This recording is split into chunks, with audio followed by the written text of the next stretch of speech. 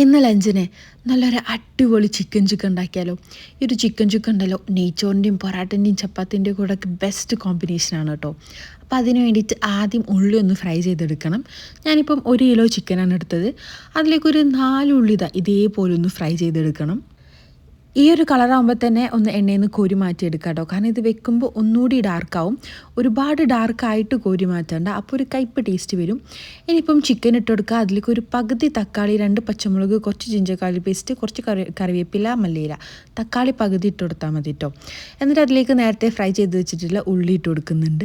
പിന്നെ ഒരു 3 സ്പൂണോളം പുളി കുറഞ്ഞിട്ടുള്ള തൈരാണ് ഇട്ട് കൊടുത്തത്. പിന്നെ ആവശ്യത്തിന് ഉപ്പ്, മുളക് പൊടി, മഞ്ഞൾപ്പൊടി, ഗരം മസാല, ഇത്രയും ഐറ്റംസൊക്കെ ഇട്ടിട്ട് നല്ലപോലെ ഒന്ന് കുഴച്ചെടുക്കണം. നല്ലപോലെ എല്ലാം കൂടി ഒന്ന് മിക്സ് ചെയ്തെടുക്കുക.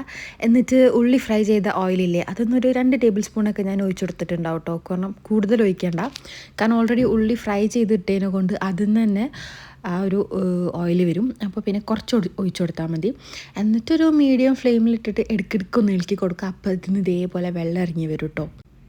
നന്നായി വെള്ളം ഇറങ്ങി വരുന്നുണ്ടെന്നുണ്ടെങ്കിൽ തുറന്ന് വെച്ചിട്ടൊന്ന് ഇതേപോലെ വറ്റിച്ച് നല്ല ഡ്രൈ ആക്കി എടുത്താൽ അടിപൊളി ടേസ്റ്റ് ആട്ടോ. നമ്മൾ നോർമൽ ചിക്കൻ ഫ്രൈ ഉണ്ടാക്കുന്നതിനെക്കാട്ടി അല്ലെങ്കിൽ ചിക്കൻ റോസ്റ്റ് ഉണ്ടാക്കുന്നതിനെക്കാട്ടി ഒരു വെറൈറ്റി ടേസ്റ്റാണ്. അപ്പോൾ എങ്ങനെ കഴിക്കല്ലേ.